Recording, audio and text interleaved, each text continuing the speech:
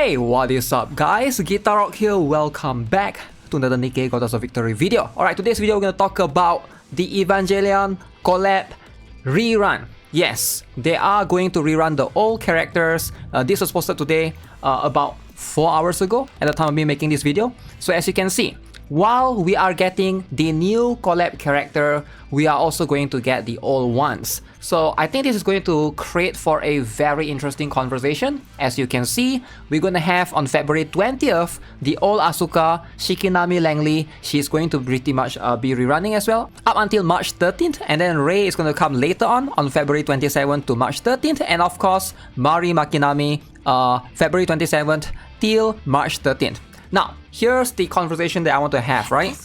Right now, we are going to have not just one, not two, not three, but a total of 5 limited banner characters. Alright, this is going to be a very interesting one, and then we're gonna basically try to analyze things as we go, right?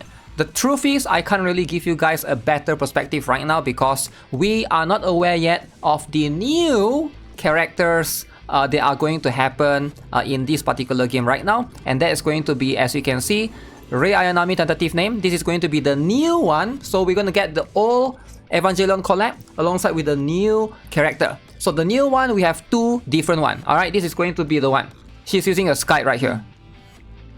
Very cool. And then we're also going to get Asuka Shikinami Langley Wheelie. Alright, so this is going to be a new one with the eye patch. So this is going to be the new variant, as you can see, posted quite recently. Alright, pretty cool. Now, we can already tell the weapon right now. You can see she's going to be machine gun. Alright, Asuka machine gun, and Rei is going to be assault rifle, most likely. So comparing Rei Ayanami tentative name to Asuka, obviously 5 limited character banner is a little bit crazy, right? If you are free to play, and if you did miss out on the previous Evangelion collab, now you have 5 banners to pull, which is kind of insane, right? Now collab characters, technically, they don't really rerun that often, alright? And usually they really don't. So now's your chance, right? To snag up all of them. You got 5 banners going on. So let's give you guys a little bit of a perspective right here in terms of which one is going to be better for you to pull, right? Ideally. Now, limited time costume rerun, this is going to be the free one, I believe, alright? So you can see this one is going to be available in the second quest, this one is in the second quest, and of course Mari Makinami, and then of course this is going to be the one that you can buy from the costume gacha, alongside with the one that's purchasable via in-game shop. Now, very interesting, we got 3 costumes right here that is purchasable via in-game shop. So they're no longer available in the Battle Pass. So the in-game shop, in my humble opinion, is not worth it. At the same price of the Battle Pass, right? So $20 is going to give you just 1 costume. Whereas if you were to buy the pass, for example, right here you can see, you're going to get all of these extra tickets as well. So this one is just way more worth it, right? So of course it depends on which character or which design you like most, right? Because at the end of the day it's still costume. So depending on which one you like, that's going to be the case. Now, let's talk a little bit more about the current character that we have. If you can only pull for so many characters, who is going to be the best one for you, right? Ideally, you can see we got Rei Ayanami, Asuka, and of course, Mari Makinami. So let's just give you guys a brief idea, alright, a summarized one. So Asuka is a DPS, mainly specializes, she's a fire element, alright? So if you have a boss that's wind element, so she's going to have that elemental advantage, right? She specializes in a lifesteal, alright? She has an ability to heal herself without relying on other healers, but that's going to be only for herself. She also gains Pierce on her burst tree, and that's going to be where her ability shines as well. Pierce, basically she benefits from other Pierce buffer. Whereas Rei Ayanami, also same element as her, she's also a fire type DPS, but she acts more like a support. She's a machine gun character. She is going to give the ability to boost other fire code allies, increasing their attack damage, you know, and also giving them a shield as well. Quite interesting, right?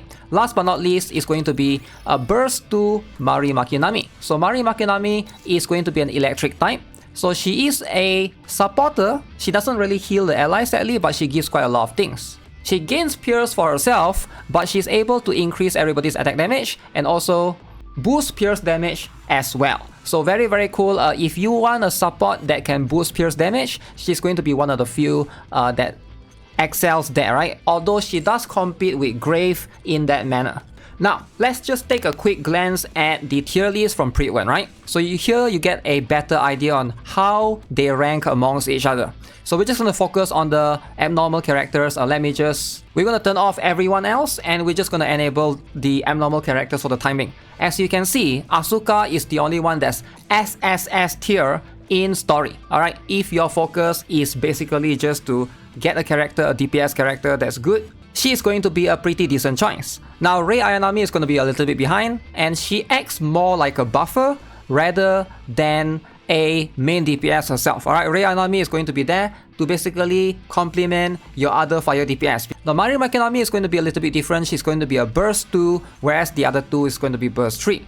Now, the burst 2 slot is going to be much more, I would say, complex, right? Because you have all of these characters. Now, if you recently did get the maid anchor and of course the maid mast, now you probably have enough burst 2 for the time being. And then you have the crown, you got Blanc and Noir, you got Grave, then you don't need Mari Makinami as much. But I still think she's a very, very strong contender if you're trying to have a solid slot for burst 2 in general in terms of solo raids, right? Or even union raids trying to make multiple teams, right? I think she's going to give you that flexibility that in terms of team building, she doesn't require any other burst 2 like pair. For example, Blanc Noir, you need like both of them, right? Or Rouge in that sense. And of course for Anchor and Mate, you need each other, right? So the only other character that doesn't need like any other combo or combination or any other characters is going to be Crown and of course Grave. Now, Mari is probably going to be the third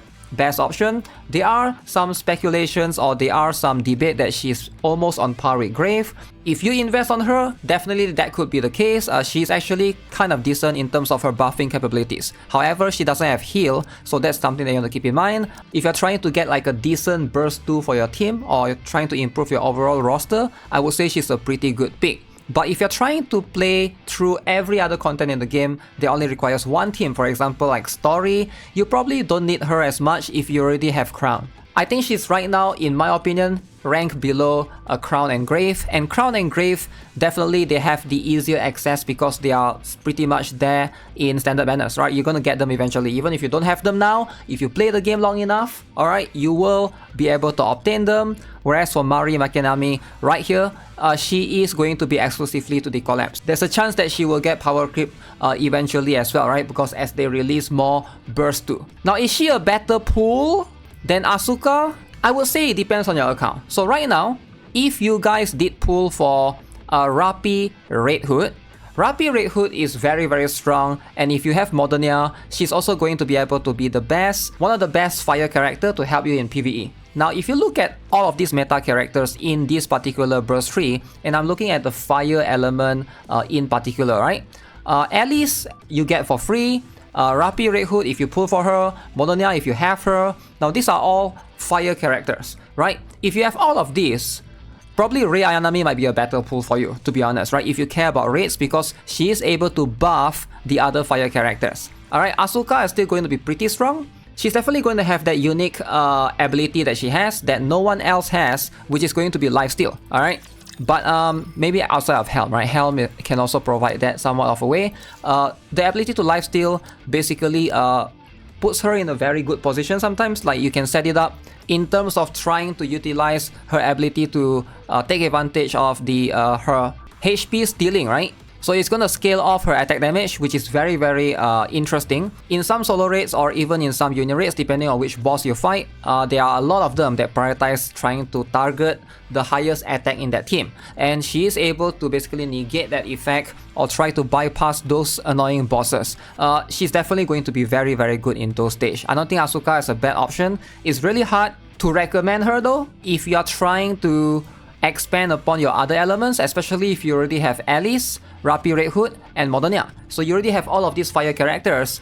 Probably getting Rei Ayanami is going to improve upon your team even more because you have another character that can boost everyone's potential capabilities even more. In the bossing tier list, right, if we are to look at the boss as opposed to story, Rapi Red Hood is definitely one league higher than Asuka, and this is pretty much reinforced right here, right? And of course we also have Alice. Now Modernia, definitely, sure, she's going to be a little bit behind, but she's definitely much more flexible in terms of not needing to burst, whereas Asuka definitely needs that burst to be able to fully benefit from the things, right? From the buff and stuff.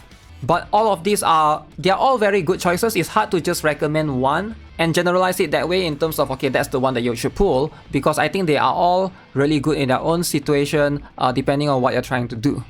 But for the time being, the best choice for most players is just to wait until they announce what these other Evangelion going to be able to do, right? Asuka, Shikinami, Langley, Willy, and of course Rei Ayanami, tentative name. Alright, so with that being said, that's gonna be it for this particular video. Let me know what you guys think. Are you guys planning to pull for all of them? And if not, who do you guys plan to get? Because 5 limited characters, kind of insane if you ask me. Alright, we're also gonna have the new story chapter as well. Can't wait for that. We'll see what goes on later. Alright, as per usual, subscribe if you guys haven't already. Give this video a like if you guys enjoyed it. And make sure you guys follow me on Twitch, twitch.tv/GuitarRock69. I'll stream there when everything goes live. When the update goes live, we'll be playing the story chapter and everything as per usual. So yeah, take care, have a nice day, goodbye.